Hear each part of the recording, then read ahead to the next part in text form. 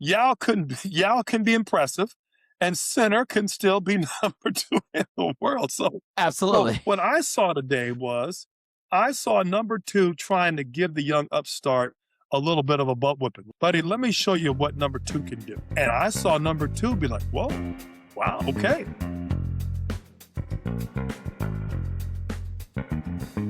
And welcome to another edition of the Best 3 podcast. I'm Alvin, that's Torrey, and we're mid-Indian Wells, but we got a lot of interesting things to talk about. Little nerdy coach talk about some things we've been seeing with our 1.5 coach's eye. Well, I guess it'd be 3. Torrey gets 2 full coach's eye. I get the half. Talk a little bit about Fonseca versus Sinner. That was a fun one for me personally. I know TH, you've got some thoughts as well, and then maybe we'll talk about old Chucky Alcaraz just a little bit, amongst other things. I texted you earlier this week as I've been watching Indian Wells, and it's been a fun event. Yeah. Like it started a little slow and then caught like wildfire. Yeah. But one kind of particular thing I wanted to kind of talk to you about had to do with court positioning, right? Yeah. And this is a broad term, but very specific in the way that I mean it. I'm watching players whose sometimes technique, the way that they hold the racket, the way that they produce their strokes, the way that they try to execute game plans, sometimes does not match where they tend to stand behind the baseline. Agreed. Someone who wants to, I'll give the kind of loose example, someone who wants to play flatter is probably going to hug the baseline a little bit more. You asked me this the other week when we were talking about strings. You were like, well, are you trying to take the ball on the rise, or you're gonna sit back a little bit and wait for it to drop?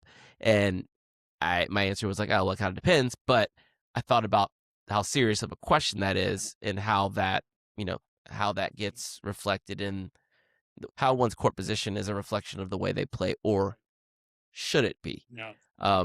What are kind of your initial thoughts with that one before we get into the specific players that we can kind of pressure test this one with? And in my opinion, Alvin, this is the secret sauce of most players' games. It's never talked about enough. You've heard me talk about it ad nauseum, foot speed and ball speed, right? Yep.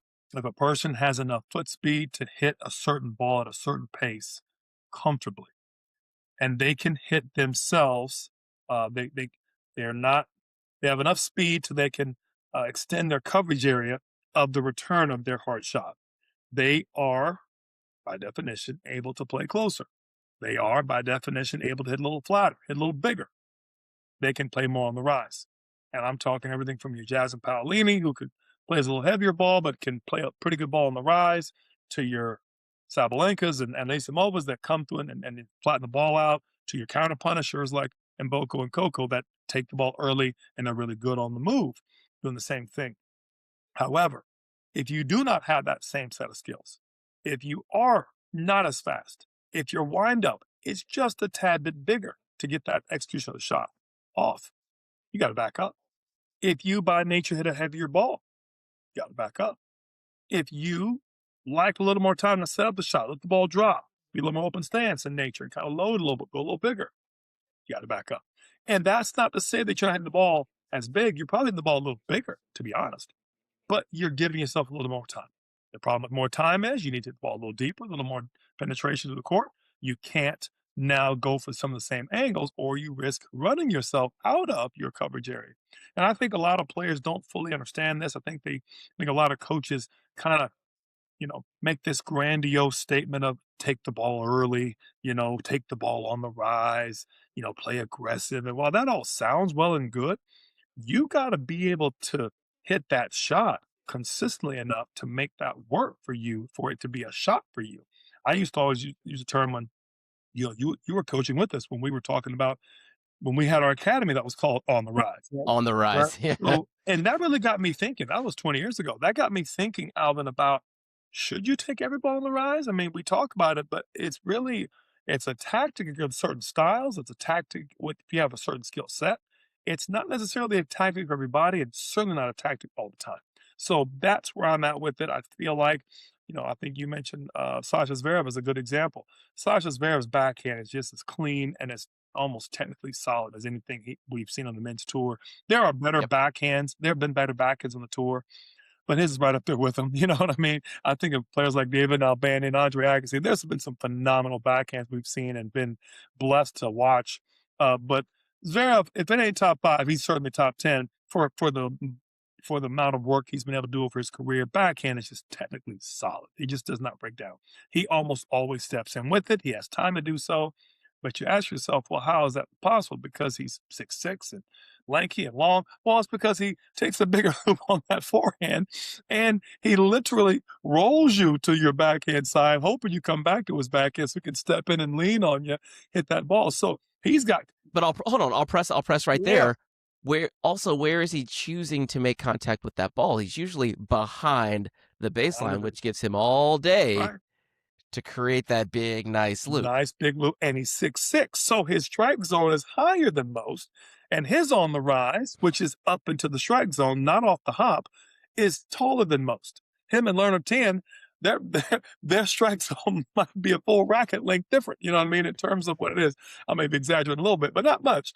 You know, he's probably a full foot taller, you know, than Lerner. So that being the case, he's up to his shoulders a little. That'd be over Lerner's shoulder. Just saying. So I think that's one thing you have to understand, and I think it works for him. Is it ideal? Well, ideal is relative to function, and it works for him, and so therefore it's ideal for him. And I think that's where you also have to come back to what do you like to do? What do you do more?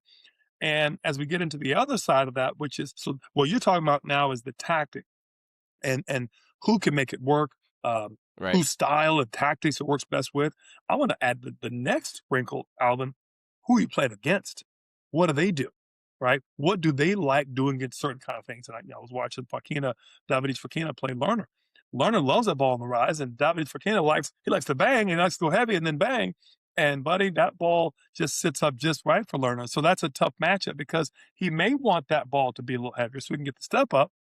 But Lerner's on the rise is so clean, he doesn't get it as often as he wants, and you risk overhitting a little bit if you're Davidis Fokina, or you let the Lerners counterpunish you as a result. So just to give you it's so much of a what they call a 3-dimensional chess. It's so much of a 3-dimensional chess piece that you just have to understand what you do well, right?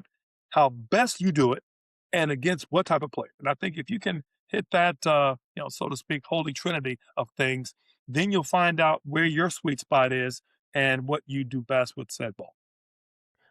That's well put, and I'll even go back to maybe a couple rounds ago. I'm not even sure when it happened, but I was watching Emma Raducanu play, right? And she's going through another coaching change, and she was moving away from a coach who wanted her to play with more shape, and going back to Peche, who was, I guess, maybe willing to let her do whatever it is that it's a good match. They've worked together a few times over the years, and so maybe what he's saying is what she wants to hear, and it's going to work well. But the issue that I saw with Emma, and this is I see this a decent amount. I've seen it a decent amount on the women's side, a little less on the men's side, but a good amount on the women's side. Someone like Emma Raducanu wants to play on the front foot and wants to bang, right? She does not want to sit back and roll. Okay. Emma does my first question goes, okay, does Emma read well enough to take a ball on the rise? Emma actually, I feel like she reads pretty well. Right. Ball comes off opponent's racket. Yep. She's very athletic, control of her body, times the split well, preps well. Like mechanically, she is doing the things she needs to do to then play that close to the baseline and be aggressive there. Got the one. Okay. Got one. She's got one leg in the stool. She's got one leg of the stool. I'm not sure if the stool probably has 3 legs. Okay. I'm going to be missing a third leg. But my second leg is when she actually gets in position to hit the shot, she just don't hit it big enough. She just does not produce enough pop to stand that close, because what happens is now that ball's not coming off as thick as it needs to come off, and she's out of position.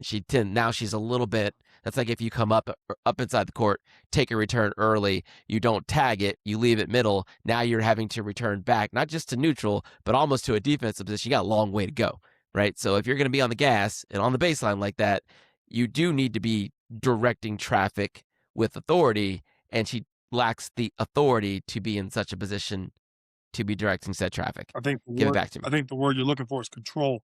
If you are controlling the rally enough, with your on the rise, or at least your second, you have earned the right to be on the baseline. If you're simply taking it on the rise, that's in itself not good enough. Emma Raducanu's technique is as clean as I've seen on any player. Her technique is there, her footwork is there. I don't think her variety is used near enough for the package she's bringing. Unlike a Jessica Pegula, who's probably similar height and stature, who tags the ball a bit more and is very comfortable tagging the ball, shorter swings, and can create a lot of pop with not much swing. I Yeah, feel not much like swing. Emma has a little more of a time swing. She has a little more of a, if you will, a little more take back, a little more of a rhythm player. And against 50 and out, she's great because she has enough time. She can hit the ball. She goes through those steps, Alvin. The defensive area behind the baseline, the controlling area on top of the baseline, the pressuring area just inside, that mid no man's land area, the attack, and obviously the finish. She does all those things very, very well.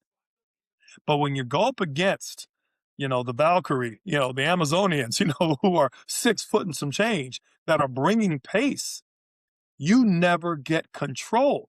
So if you're I don't even want to say underpowered, that's kind of a slap in the face a little bit. She's hitting the ball pretty big. She's former Grand Slam champion and she's whatever, 30, 20 in the world. She's a good player, very good player.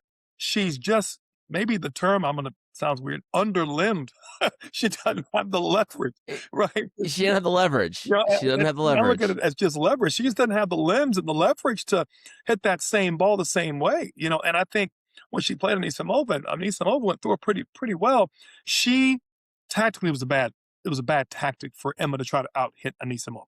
It's like you're not faster, you're not hitting bigger. Your serve and +1 aren't going to get her out of position. You're going to attack her to her backhand. She loves her backhand. You're going to move her to her forehand. She moves okay for a soft 6-foot lady, and she tags the forehand when she gets it, and you don't have the speed or the power to back it up. What are you doing trying to out-hit? Now, that was the second leg of the stool. When you go on the rise, are you comfortable enough at it that you're good enough to stay there? See, Alvin, we have to earn that position, right? It's no different in most things in tennis with position. If I'm playing doubles out, you're my partner, you're hitting the bomb serve, and I'm on top of the net, I'm draping myself on top of the net. I have to be able to earn that position to be up that close. My hands aren't that good, my reads are bad, and I'm just about a second late. It feels like I'm watching bullets go by the net. I'm not able to even help you. I'm seeing the poach a second or two late. I got to back up so I can help you. If I'm seeing it as it's coming off, I'm taking the volley as the guy's finishing as he's going his follow through. I'm already on it. I'm an asset to you versus a liability. It's no different from the baseline. If I'm able to step in, connect, and get you off balance and return fire for the 6 or 7 balls I need to get you to back up or to roll, I'm comfortable there, right? And we saw that with Vicky and Boko against Anisimova on the very opposite side of things. But if I am going on the rise as a tactic, I'm not as comfortable, I'm not hitting as big, I'm not hurting you. You mentioned earlier in defense, it's not because of anything else other than she doesn't have time to stay in control. So I take away a little time, I'm moving on the rise. The ball comes back at 90 miles an hour, a foot from the baseline. I did not take away enough time from you, and guess what? I ended up taking away time from myself. My next ball was a buggy, my next ball was short hop pickup, and at that point, Alvin, like I know, that ball lands short, it's sitting up, and the person that you thought you were attacking is now getting the short ball from you, from your poor on the rise bump. And let's face it, tables turn quick. We haven't even got to who you're playing against yet, which is right. And if that person across the net is 6 inches or so taller with limbs and can tag the ball within a foot or two of the baseline at 80 to 90 miles an hour, Alvin, you might be in trouble. You might be in trouble playing on the rise. You mentioned Jessica Pegula there, and I think she's a really, really good example of someone who, while she is not the most, you don't think of her as the most powerful player, but she can recruit power on her strokes in a very short cycle on both And sides. very So that efficiently at that. exactly. So that allows her to then, okay, between bounce and Yep. hit, if she doesn't have to create this huge take back to get 95% of available pace to the Yep. ball, she can shorten it because her shorts are they're economical, they're efficient, Yep. right? She can get 90% out of 90% pace out without giving up position, Right. and she's closer to you when she Yes, she hits that does. ball, meaning you now have less time to recover. It's all about, we're managing time. Man, We're and managing time that, on both sides. Alvin, is the $64,000 question. Managing time. I, you know what makes Atlanta back in a bit of a weird morph is that she has pretty big takebacks, Right, also, right. and yet she's still able to almost On the always baseline. go forward and hug baseline. She's one of those weird, just hybrids that has big swings. She just sees it so early and moves pretty well. Again, also 6 feet. But it's probably why she goes cross court a lot to have that margin of error. But I say it also to say pretty big takebacks, pretty clean on the rise, and almost always steps in. Almost always, which is almost unheard of when you're on top of the baseline like that. But I say it to say she's one of the only players I know that has a pretty big take back that defends and attacks with the same types of swings. Coco does a nice job of having her take back. She hits a nice swing. She hits a good ball. She can shorten when she needs to. Just JPEG's all her strokes are short. So it doesn't matter. She plays one way. She either redirects you or hits through you or whatever. Stepanko, another one. Big backswing. She moves in when she needs to. Hits a big ball, but needs to manage her time well, and so on and so on. But Rabakin is one of those players, and same with, and you can really tell Anisimova struggles with from time to time because her backswings are pretty big, but she's in control. Sabalenka, same, just has a little bit shorter take back on the back end when she needs to be able to lean on it, and she can flip buggy or do some things when she needs to. But in general, there are very few purists that can just hug baseline all the time, go big, go through you, and do it very economically and very efficiently. And that's what makes the baseline the who can do it, not who wants to. Everybody wants to. Who can Everybody do wants it? to. And the more often and do it while still achieving control and still achieving depth where it's not hurting their time and they're not making a ton of errors. And on one end of that scale, you saw it happen with Anisimova, with Vicky and Boko. Didn't have time, has to thread needles too fast with too little time, or again, you're seeing it with players that can go through you, that take that amount of time, that kind of swing to do the same thing, and they earn the position. Sabalenka is one of the best at it. She will take that one or two on the rise early, and then that gives her the time she needs to go for the shot she wants. And then after she's weathered the storm, that barrage for 3 or 4 shots, now she has the ball she wants. Well, now it's curtains because she's pretty good at finishing off when she gets the right ball. How much credence do you put into the idea of how valuable is fast twitch, having fast twitch? Like, I know we're talking about fast twitch and slow twitch muscles, and I'm being very, very, very generic about it here, but like your players who have the ability, you mentioned Rebecca, like it's amazing that she does it foot on the gas, oftentimes with a close stance on the forehand side, right? Because when the ball's coming that fast, the thing that most people will do, I think Carlos is a fantastic example of it, right? Go semi open. You watch him hit forehands. He's just like, I'm going semi. I'm taking that piece of the pattern out. Yep. Load, hip, boom, boom, boom. It's quick, right? He does So backhand too, Alvin. Now, Carlos is the most ambidextrous of stances I've seen in a long time. He goes big off both open stances. I mean, he'll crank backhand on you big, line across. He'll go forward on you big, line across.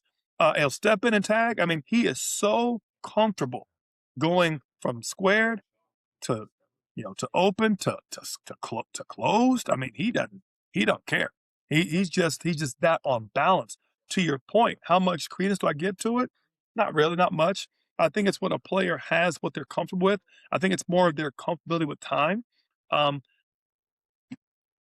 I would or lack thereof. or lack thereof, and how well you are with or without it.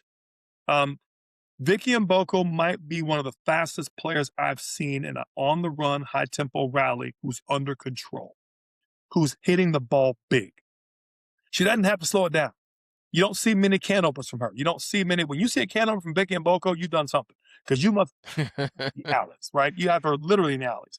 Coco is very fast as well. She may roll one, she may bang one, she may have a can opener, but she's doing it very fast, by the way. Vicky might be just a hair faster because she's getting over there, hitting it in stride, going open stance, and actually banging the ball, not rolling, not slicing, not defending. Okay. She's got as much fast twitch as anybody I've seen out there, right? Now, who are the biggest players in the game, though? I'm not going to sit here and tell you that I think Arena Sabalenka is going to run the fastest 40 in, of the women's tour, but it ain't really hurting her a whole lot. I think Iga Swiatek is a beautiful on the rise ball striker. I don't know if I'd put her on the old school Nike Spark. Less fast switch in the meaning that we're accustomed to using, which is like being able to sprint. But like, can you get that speed and fast twitch and the ability to load, reload, and go? I'm only saying that I think some of these players' level of midichlorian, so I'm going to use a Star Wars term, of handling time is phenomenally better than some. And now we're getting to a level in the women's tour, especially, where they just 8 of the top 10, give or take, maybe 7, 12 of the top 20, and maybe 30 of the top 60 have the ability to handle not much time very, very well. Whether they're given it, in terms of giving the pace, receiving it, redirecting it, or just really good at handling yours and hurting you with it. And either of those. And the best players do a little bit of all three, right? So where I think the men is very different. I think all the guys are pretty good athletes. I mean, I think all of them are. That's almost a problem. They're all so darn good. Right. Now, who can hit it that big and that clean in that amount of time and dictate? Now, that's where Alcaraz is to me on a whole nother level, because he's on the run and in control. He's on the move and in control. He's on the standstill and in control. And guess what he does more than any of them? He rolls more. He slices more. And then he'll jack pace on you on 2 balls later, just when you thought you had him hurt. Alvin, he will crank a forehand batch at 95 hard down the middle, like, okay, now handle that. And if you run me, I got you again. And I think that's the difference where I think it's a little bit more of a time race, on the women's tour. I think on the men's tour, man, it's buddy, you better have it all. You better have it all. Yep. Yeah. Well, that was fun. That was fun. I feel like we could do probably another 45 minutes on this one, but we're not going to. We're not going to. We're gonna switch gears here and talk about last night's match. We're recording this the day after Sinner took out Fonseca 6-6. Whatever, round of 16. I don't know what round we're in. I'm just kind of here for the vibes. Yeah. João Fonseca played that match like he's been playing this tournament like he's had a little chip on his shoulder, as in like he's, people have been chirping, one half of this podcast included. Yeah. What me? Yeah. That maybe there was a little too much was given, not enough earned. I say I saw what I needed to see last night, and we're good. We're good. I was really excited about one match, like you mentioned before we got on here. One match does not make a championship, nor does it make a career, right? And let's be first and foremost, he lost the match. Sure. He did not win the match. He did lose the match. Yeah. Fourth round. Yep. But he did show at all of age 19 that the best player in the world, one of the best players in the world, cannot go through him. Right. He presented himself in that situation in a way that said, I am not like the rest of them. I am more like these guys than I am like those guys. You can't push me around. I can push you around. I'm not going to get blanked out here like this is some first round French Open match. Right. I can bring heat. I can trade lightsabers with the best of them.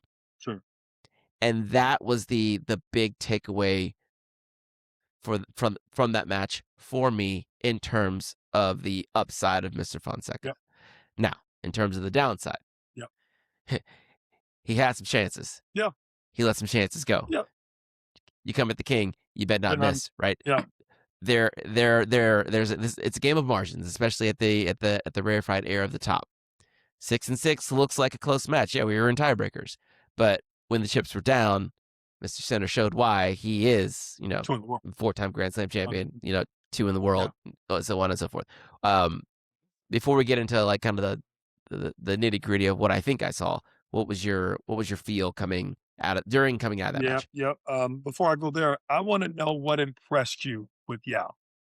It besides it being close, because I mean, close to me is is relative. However, I was impressed that he kept it as close. I'm curious what you were impressed by. I know what I was impressed by, but go ahead. I don't want to see you. The score was irrelevant to me.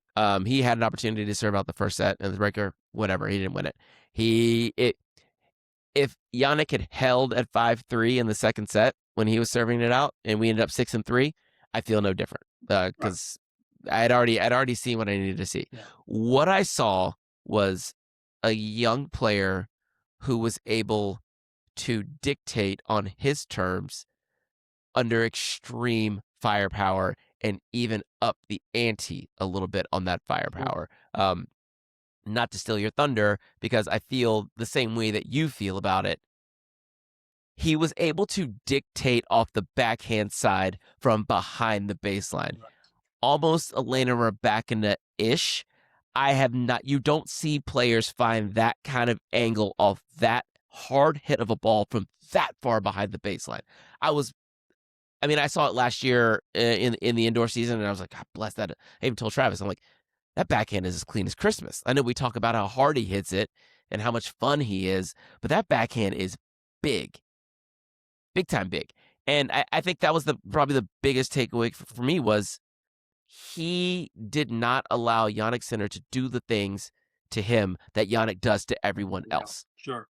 He put Jannik on the back foot a little bit. Yep. He made Jannik go into B game a little bit, find some shape, squeeze around the margins a little bit to get just enough to give himself an opportunity to win both of those sets. That's what I was impressed by. I think that's well said. I think I'm going to add to it. You have a consummate counter punisher in Jannik Sinner. His 10,000 hours, to borrow the old term, which I don't believe, but let's just call it 10,000 hours. Let's use it. He spent the majority of his 10,000 hours being on the move, countering, and then punishing. He has not spent 10,000 hours attacking and finishing. As a result, the match that I saw was more about him trying to use that style. You call it a B game. I think that's his B game, in my opinion, is dictating play, coming forward, beating the person. What I was so impressed with, and I didn't know that he had it as well as he did, was that Yao's B game was, I can counter also.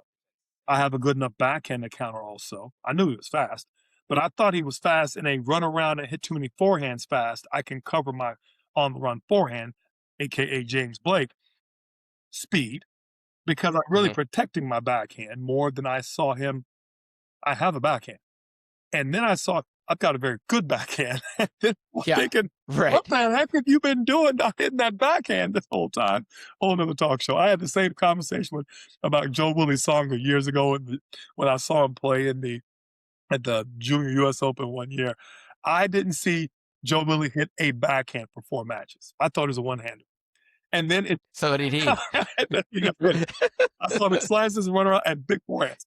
And then I saw him in a match going back and back. I'm like, what? He's a two-hander. It blew me away. I thought maybe he changed his backhand. Anyway, I said he probably did. Joe Willie probably did. He finally needed one. When he got to the pros. Anyway, I said to say, I was so impressed with not only that his style, he could change his style and not be the aggressor all the time, not be the one taking all the risk all the time. He made more first serves, Alvin. He took his time. He worked himself to the point. And I felt like he went to the limit of the threshold of Jannik's offense. And by offense, I mean trying to dictate, trying to pressure, trying to attack, trying to finish. And with that said, Jannik needs to get better at that. I thought he did a nice job doing that in this match, and especially in the breakers. He did a great job of that in the breakers, which told me Jannik got better in that match. But the flip side of that is what I was impressed with was Yao's backhand, Yao steadiness. And you know how hard it is to go from on the move 3 times to stepping in and cracking a ball clean to hitting 2 more step ins, to hitting 1 more open stance, to hitting another step in, to running down a drop shot and playing the perfect kind of shot, be it lob, be it down the line. You are in so many different emotional swings, let alone tactical shots and position on the court. He did it repeatedly, which let me know that he wasn't in over his head per se. Now, while I thought he played pretty darn well for him, I thought it wasn't like it. You mentioned the word in your text to me. It feels sustainable to me, and Hmm. I'm not sure if that level is sustainable for him all the time, but it certainly showed me what his high side is, and he looked very comfortable doing it. I'd like for it to be sustainable. You know what I mean? Well, I eh, get your point, eh, and that's my point. It didn't look like he was just playing out of his mind. You know what I mean? And that right. was, I think that's what you meant. And I think that I was really impressed to see him comfortable enough to let Yannick attack him, knowing that he can handle the barrage when it happens. And I use the term sustainable to even juxtapose it against like Jakub Mensik in Miami last year. Like you can't serve that well all the time. And we see why he's winning those matches Right. because of that big serve, but you can't serve that well all the Not time, all 6 right? months of the match. That is not Correct. sustainable. But what I saw last night from Fonseca, that's like this feels like a better, like an evolved version of himself, not like a I'm playing great today. Right. It's just like I'm better now than I was 6 months Mhm. ago at doing the things that I was already doing. 100%. And that is the maturation that you look for. We have to keep in mind he's Yeah. 19, right? So I think we talked about this in our year in review. It's like a player who was like ranked 80 and then 40 and then 30. Like I'm not looking for him to make a jump to the quarterfinals of a Grand Slam right now. I just want to see him tracking there. Right. And that's in the macro. And the micro, I want to see him in matches like this not look overwhelmed, not look out of control, not look like this is too much, Right. like still able to do Yep. things to hurt the top players. We talked about this on another podcast about how many reps you need against the best to get comfortable against playing the best. You know, he's only played 3 top 10 players Mhm. ever. Yeah, I believe that. That's wild. And That's to what. be that comfortable doing it was pretty solid. Yeah. Yeah, I mean he beat Rublev last year at the Yep. Australian Open. I think it was 2025. Prior to that, he was lost to Jack at the French Open last Right. year, and he lost to Taylor at Eastbourne. Different surfaces, different times of the year, so on and so forth. Eastbourne and French Open pretty close to each other, but um, I'm seeing you can see it all starting to come Yep. together, and he's just got to be able to stack matches, stack Yep. tournaments, be healthy. Yep. Right? He's been unhealthy for a while. Uh, Getting that back kind of to a place where he can trust himself in tournaments. Yep. But yeah, that's you talked about the serve, and some of that's kind of the in a match that's that close on the scoreboard, you tend to look in the stats, see like what can he tease out here. When you look at Fonseca was able to make 70% of his first serves. That was the game changer to me. Jannik made 59% of his first serves. Yet 3 points, Fonseca was +6, so 9 aces, 3 double faults. Jannik Sinner was +14. Yep. Right? That's a what does that tell me? Maybe we're just going. Maybe Sinner's just going a little bigger. And Going to, intentionally going bigger because I think he realizes he needs to right. for the rank and files, and he will not let what happened hit with him and Novak happen again. He needs to step up his offense. He felt like, and I feel that's the case, he let Novak out hit him in Australia. He has let Carlos out hit him from time to time, and he's been so used to hitting and handling pace and countering that he's still allowing them to get the upper hand. And I think his coaching staff and him had made a decision. I've got to start going through these matches more and taking a few more cuts at bat. At the same time, I'd rather have a few more 6 and 6s than having the longer matches where I'm starting to get tired in the heat and starting to take a death of 1,000 cuts. I think it's a smart move. I thought both players got better today, Alvin. I thought Yao did great to get that exposure and had that belief that he could hang close. And I thought that Jannik actually got about a half a level better today under pressure, I might add, from the young star. And I was kind of happy to see him mix it up, get chirpy with the crowd a little bit. It had some words. Oh, he's got a little Guido side of him. You know what I mean? A little Okay. Okay. what's a good Italian henchman name? You know, I need there's got to be a good Salvatore, or there's got to be. I think this is when we push it to the listeners and say, if you've got a Yeah, good yeah, yeah. Italian Give me a henchman good. nickname for Mr. Oh, Sinner, drop it in the comments. Come here. Let me talk to Let me you. talk to you. Let me talk to you. Let me talk to you. Man. Yeah, but also like the winners to unforced errors margin, like Yao was at +3, Yep. Jannik was at +16, Yep. right? So you could, I mean, he's in his flow. He's in his flow. I think Jannik did very structurally sound Jannik things, right? He is a champion, Yep. right? A legit champion. Put the bag down today, Hall of Famer, right? And yet somehow the story is still about Yao because of everything that he showed Yep. that let those like me feel like, yeah, I feel pretty good about what we got here. As you should. What the thing that I want to make, and you mentioned this a ton of times before, Alvin. Both things can be true at the same time, right? Absolutely. So Yao can be impressive, and Sinner can still be number 2 in the world. So absolutely. what I saw today was I saw number 2 trying to give the young upstart a little bit of a butt whipping. Like, buddy, let me show you what number 2 can do. And I saw number 2 be like, whoa, wow, okay. I was going to choose this max to work on my offense a little bit for the later rounds. I had no idea your threshold was that good, and we should hit sometime. Now, that's what I saw from that match today. He got the win. He got what he wanted to do, and he did what he had to do. But it was a whole lot more contested than he may have thought. And I thought Yao went in there saying, all right, number 2 in the world, give me what you got. I bet you don't know that I can do more than you've seen, and I've seen you plenty. You haven't seen me much at all. In fact, you're my 3rd or 4th top 10 match. First time they played. First time they played. So I think that he didn't realize that Yao had another side to him because they never played. And I remember Federer said that one time about when he played SCO. He goes, playing these younger players is so hard because there's no scouting report on them. No one's played them yet. You don't know. So he says it's kind of you come in there a little underprepared, and I thought that was a good point. Roger's always a sage of wisdom, but he knows a thing or two about a thing or two. Knows a few things. But his point was these players actually have a slight advantage because no one has the scouting report on them to begin with, and so they come out. It takes you a set or two just to even know what they do well. So I thought both things were true at the same time. Happy for both. I'm really happy for Yao. Look forward to his next tournament. But again, I was just as impressed with Jannik starting to up the ante a little bit and kind of air out that V6 a little bit more and take some chances. Yeah, and you even going back to the ladies match, Amanda Anisimova against Vicky Mboko, it's also their first time playing, right? And so when you have, such competitive fervor at the top, both the men's and women's game, and also new players, coming in fairly frequently.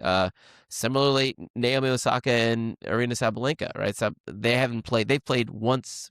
This is the second time they've ever played. The first time was in 2018, right? So you go, wow, that's crazy. Right. Amanda Anisimova hadn't played Iga prior to the Wimbledon final last year. Then I've played like 4 times since then. So, but it takes some time. Yeah. It takes some time. You need to see it. You need to understand it. You need to start to see some tendencies. And that segue right there, Alvin, is classic because that was the problem. It ended up going the other way, obviously. And Anisimova, as much as I love her and she's a great player, she's not a Jannik Sinner yet, right? To her, not yet in her journey. She was a little bit overwhelmed with Vicky being able to be that solid for that long. I think because again, how often has she ever seen her biggest shots come back for 6 shots? And there were times you could just see, Alvin, she's not used to seeing her ball come back that often. You know what I mean? And so, at least not with that kind of pace. And Vicky is just, I would swear to God, the girl's just fast, man. And Vicky is she's Pong with juice, oh my right? God. She is just open stance, both Woo! sides, Both but sides. ripping once she gets there, like Pong level 10. And then, Is where oh, she exactly. She reminds me of the old Wii tennis game where you just out wide, wham, you know, outside, wham, and just as money as it gets on the Wii, but she also has the ability to step in and crank the ball when she needs to. Her down the line backhand is very underrated. Her backhand is very underrated, in my opinion. Very, very solid. Her forehand, you mentioned this to me last year when you watched it, but Alvin, for whatever reason, that girl tags that ball. I wouldn't worry about a thing on it technically because she can hit it when she needs to. She can roll it. She can shape it. If anything, it might be susceptible to less pace, but I dare you to go over there and try it. You know what I mean? I dare you to go over there and roll some high balls to her forehand. she She she might drag she you. hits it a little she hits it a little late. It comes off a little squirrely, but it's almost like she's factored that all Yeah. in because she don't miss it. Like she still hits it. Don't miss She still it. hits it big. She hits it big. Reminds me of Fernando Gonzalez's backhand. You know, it didn't have to Oh, come off clean. It just went big, and it went straight. You know, so it was a bit of a Tim Wakefield old school both sides, you know, knuckleball, but didn't matter. It went straight, went across the plate. Hey, you handle it, and then let me know how bad it is. You know what I mean? So right, that's where I right. was. That was a fun match to watch. I was really impressed to see uh, Amanda be moving around the court as quick and nimble as she was. It's about the fastest I've seen her move, and the long as long as points as I've seen her have to defend and to create that kind of pace. Only going to help her down the road. And I was just as impressed to see Vicky kind of withstand the barrage that she did. So again, I felt like both of them got better. Um, and again, I think the only thing I was going to mention is you got to mention something about your boy, the fellow lefty. You know, your current poster child, lefty poster child, Learner Tia. I mean, that brother is just still just I mean, right now, putting in the work. pick your lefty, because Jack don't look too bad Yeah, right serving now. much better. I feel well, we'll get to Lerner, but I feel like we talked about this with Arthur Oh, Thies a couple weeks ago. so good to see him back. 10 matches. I'm going to go ahead and put it down. 10 matches is about the threshold for these players to get back to where they need to be. Yep. Jack is just about, I think he's playing Novak right now, down to Sepet on serve in the second. And at this point, Jack looks like Jack. I mean, he went through, who did he go through the other day? Cerundolo? Like, Yeah. Cerundolo ain't nobody's vacation, right? That is we call him rank and file, but like he's top 30 in the world. Rank and file like, for Master 1000s. right? Yeah. I mean, That's but a like higher rank if you're not and a much higher file. right, you don't want to see that on your quote unquote comeback No trail. doubt. But like for Jack to handle him Right. as easily as he did, it's like no, Jack is back. He's fine. But he's just now hitting that 10 match mark. Arthur hit 10 matches in Doha, and you see what he did to Felix the other day. Felix a little bit under the weather there, whatever. But still, Arthur looks great. Arthur looks great. He looks like he's right back where he should have been, and moving up into the right. So He looked great against Alcaraz in that match in Doha. Just played Alcaraz. You know what I mean? So, yeah. which needs to be said because he looked good. He looked very good. Alcaraz unfortunately looked better, but my point being, it wasn't any fault of what Arthur was doing. Right, And when I right. saw him create that level of firepower and the link, no different, very similar to the match we're talking about. You know, Fonseca and Center, you know, and Boko and Islamova. When you get pushed to the limit like that and come up with the goods, 80% of the time on all the long points, all the what I call the gut check points, you're playing good tennis. Now you got to manage the ones in the middle and make your first serves and be and repeat, rinse and repeat. But you heard it right here. I was impressed with him then, and so I thought he was due for a win like this. You know, if anybody could get, if anybody's going to get caught slipping, he was going to be there to pick it up and take it to the house. So I was really happy to see Arthur, and obviously best luck for him rest of the way because now it starts to get a little. Now we're getting to the meat of things. You know what I mean? But this is Alvin Owusu. It's going to matter at the end of the tournament. Type of a tournament right now. Everybody On both sides, yeah. man. On both sides, we're firming up for really nice. This is an interesting tournament because in an interesting part of the year, every other swing that we have, right, usually starts with some 500s and get some thousands in there, and then you end up with a Grand Slam, and that concludes the swing, the season, whatever. Here we start with a Grand Slam, and like there's one warm-up event, maybe you squeeze another one in there if you lose early in the first one, but then you're right, boom, Grand Slam, let's go. And then the women get like 4 Masters 1000s, the men get 2, and then we're off to Europe for the clay. It's a very weird, like, I wish we could move Australia a little bit, put it at the end of this thing, let us, sunshine double into Australia. I know it. I've said it before, but don't, my tennis commissioner idea probably doesn't have a day in court, but I agree with you. The thing I want people who haven't been out to Indian Wells understand, I've been to 2 tournaments, Alvin, where the wind was so bad that your normal feed wasn't going to make it in the court if you didn't hook it in a certain way. And your ball toss, if you didn't have the ability to hit your ball on the way up, you're going to struggle with your serve. If you weren't a very good wind player, you were going to struggle. And those 2 tournaments are in the same state, the same part of the state, about 30 to 50 miles, 30 miles, 20 miles away from each other. Easter Ball and Indian Wells. And then yep. I remember being at a tournament, and if my girl Ashley Shellis is watching this podcast, she'll remember this day very well. We were at the Riviera, the old school site, low fences, kind of like Indian Wells has. I don't know why that's where they used to play the tournament at Riviera. Yeah. Ashley was complaining about the wind. Now I grew up in Kansas, Alvin. We get a lot of wind, get a lot of gusts, and it's a flat state, but not many trees. Right? So there's a lot of wind. Wind comes off the Rockies. I mean, we'll get crazy snow drifts, crazy wind. You'll get 20, 30 mile wind on a normal day. If it's windy, especially before or after a storm. I know how to toss it on the way up and carve a slice at the body. I know I'm pretty good in the wind because I grew up in it. Trying to explain this to Ashley before a match. Alvin, she tossed the ball up. The wind. Now, Alvin, you understand what I'm talking about when I say the wind. She tossed the ball, and the wind blew her toss to the back fence on the fly. Boom. Yeah, and she looked at me like, how am I supposed to handle that? Well, Ashley, we might be under our serving today. You got that much wind, you bend over, you tie your shoe, and you wait for that darn gust to pass by because there's no way you're not serving in that kind of gust. I saw the tops of the palm trees come off and land on courts and land on golf courses next to them. That's how. And Indian Wells, to me, is worse. Here's why. It's in the middle of nowhere, and that whole thing is basically a parking lot out there. And when the tournament's there, the main courts are there, the Sadie court's there, and the courts get swirled. But those outer courts, Alvin, the fences are like 3 feet high.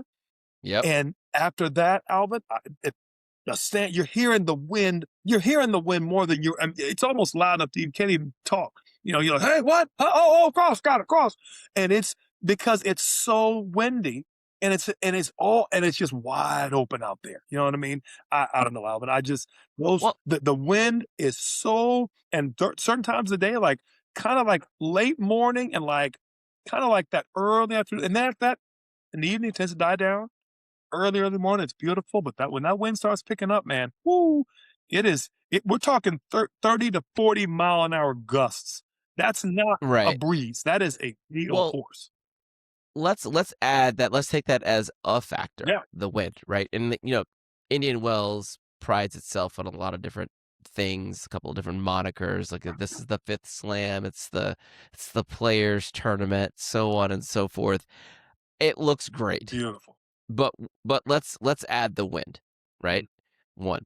Let's add the gritty ass courts that they play on, right? Which does things to you, not only your ball, but your timing as well, right? Add in that depending on the time of day, daylight versus night, the conditions, the weather changes drastically. Very similar to Australia, where like in the middle of the day, it's hot, 95 plus.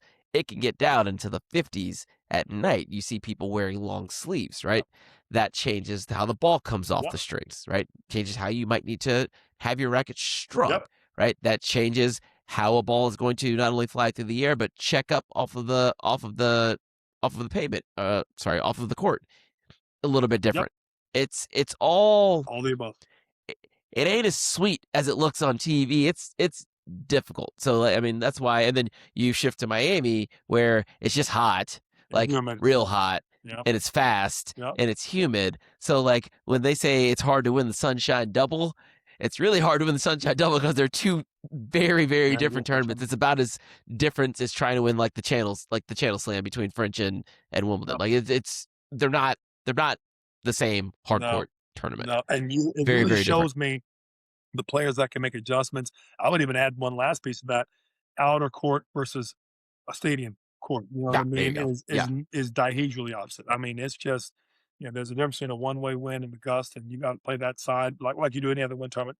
And the stadium sunk into the ground as well. So you got any high ball is actually more affected by the wind, and if you tag and bang and keep it low, you might actually be okay.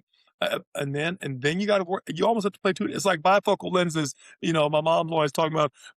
Wait, I got to let my eyes adjust to the other lens, by the lens. That's that. Anything high is, and so there goes your. Let me just throw in a loop every once in a while. Oh, that's right. I forgot about the wind. It has to be a constant feature that you're thinking about. So I agree with you. It's a very difficult, as picturesque as it looks. It might be one of the worst playing conditions for a tournament. Only thing I can think of would be an outdoor Persian, Middle East tournament. That's the only thing that could get worse for the heat and the cold and the wind.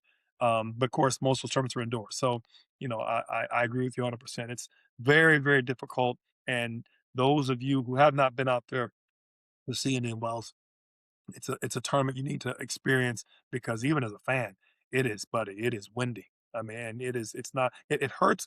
You gotta have shades. I mean, there's a little bit of grit, a little bit of, a little bit of sand, kicks up in the when the wind blows. I mean, it's tough. Sounds horrible. Sounds horrible. Yeah. I haven't attended the event. I've been to the site for a site visit for another event. And I was like, it's flat. It's a parking lot in a parking lot with some tennis courts. It's very, I don't know. I was going back and forth with our brethren over at Black Spin Global, and they're on my side. I'm like, you can kind of miss me with Indian Wells. I'm not a huge fan. Anastasia over at Grounds Pass is a big fan. Yeah. She's there right now, I believe. Not for me. I need my courts, my conditions to be a little more true. I'll just watch on TV. But I know what's going on there. I know what's going on. Before I let you get out of here, I want to talk a little bit about Mr. Alcaraz. He played. I guess he played today against Casper. Looked great. Yeah. His match against Arthur Rinderknecht. Okay. Right. Arthur came out balling, bringing the stick, serving and volleying, serving lights out, being extremely aggressive. Ends up winning the first set.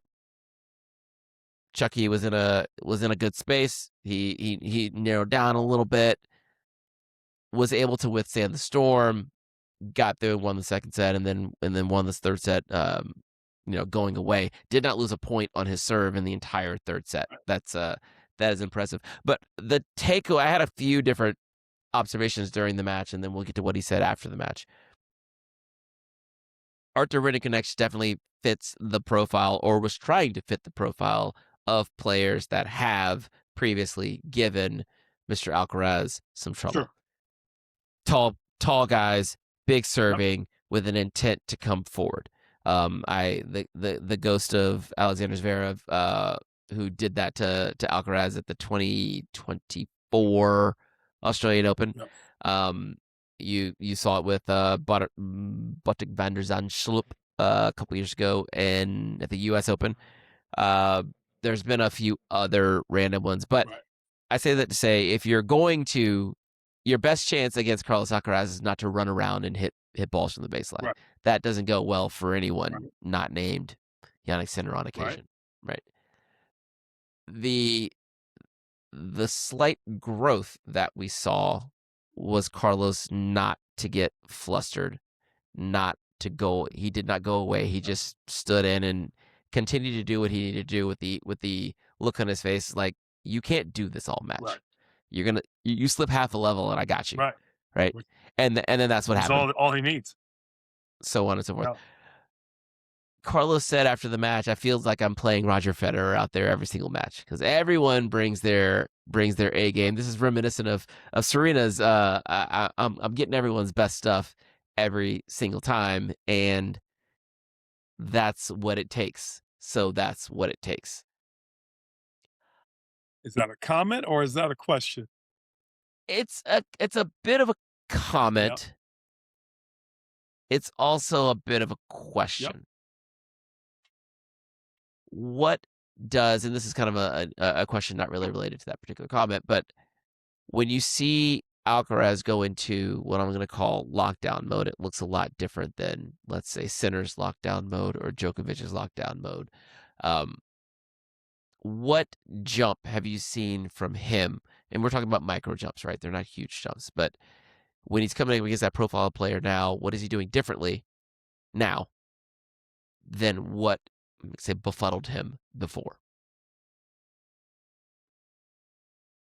Or do you dismiss the premise out of hand completely? No, I don't. I'll give you that I don't option as dismiss well. it. I think it's more of an evolution. As a number one player in the world, there is a huge target on your back every time you do anything. Mini tennis, baseline game. Bobby Reynolds and I were watching Fed at a warm up at the U.S. Open one year, and I remember this guy. I remember this shot, Alvin. I remember like it was yesterday. This young player was tagging balls like a ball one. I mean, ripping the forehand, tagging balls, almost playing out points, and Fed's literally just getting warmed up. I mean, I think maybe Fed's hit 7 balls, 8 balls, and this guy runs around and tags the forehand as big as day. Wow! I mean, just like 1-0. I mean, like he's like, buddy, I'm getting my chance to play Fed. Fed reaches back, Alvin, on the second, looks over at him. Okay, I'm gonna give you that one. And about the third time the guy does it, mind you, this is Fed's hit about 15 balls total from warm up to still stretching out a little bit. You know, he reaches over and hits this backhand slice with some kind of wonky grip behind him.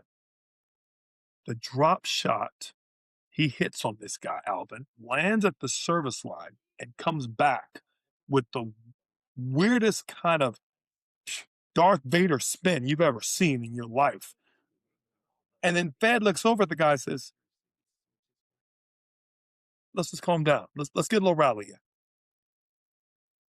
It told me that A, he has the goods all the time. Yeah. And that he understands that even in warm-up, guys are trying to test their racket against him. He carries that with him all the time. Back to your point. Alcaraz is realizing what number one in the world is now. It's not just the ranking you carry. It's the top of the top. People are comparing their best to you because that's who you are. And he has to bring it every day. There is no days off. Yeah, you can lose. Fed lost some matches. Rafa lost some matches. Novak's lost some matches. But they're going to always compare themselves to you, especially you in your prime. And that is a career win for 90% of the top 100. And as deservedly so. So I think what he's starting to come to grips with at a ripe old age of 23, is it 22, 23? What is it? I think he's 22. He's starting to realize how much of an, I don't want to use the word obligation to have a negative connotation to it. I want to use the word how much of a honor it is to carry that mantle and to have that Stanley Cup, so to speak, in your possession. It is hard fought for. And you do not, it's not given, it's earned. And guys are trying to take it from you at every opportunity. And I think that's the thing that he's starting to understand is, I think that's a little bit of I get all the ages mixed up. Millennials, I guess I'm gonna call them Gen Zers, whatever you want to call them. He is starting to find out in his own young mentality how hard number ones before him have had to work to maintain that. So you're talking about weeks at number one, or in this case, numbers of weeks, plural, at number one. That's a big deal. And I think that's part of the whole problem too, Alvin, is that he's starting to figure that out. It's not just beating Alcaraz. It's not just winning a few slams. It's not just having a nice schedule and working his way through his team and his base and how do I play this guy and managing his social life and going to Ibiza when he can. No, no, no. You can do all that too.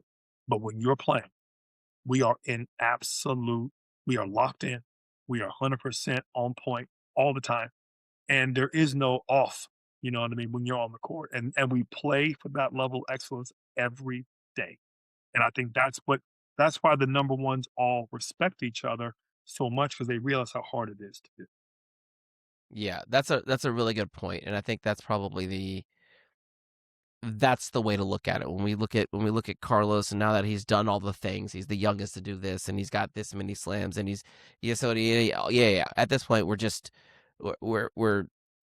we have to keep the main thing. And now that when he was 19 years old, won that U.S. Open, finished the year, he got to number one, right, but wasn't able to sustain it, Right. and then did a little bit of chasing for a couple years. This sunshine double a year ago. So, Right. So he didn't get back to one in the world again, I think, until the end of last year. And so now it's not just winning slams and becoming number one. Now that's being living number one. Living number one. The expectation is to be Carlos Alcaraz every time you get on the tennis court. And that is a whole different, what is the reward for hard work? It's more hard work, right? The bar has been raised because that's the standard that you have set, right? So it's in that press conference, it was almost like a realization of like, yeah, it's like, yeah, he's like, everyone looks like Roger Federer against me, and it's like, and everyone's looking back at him like, yeah, that's welcome to being number one. Federer. Hello.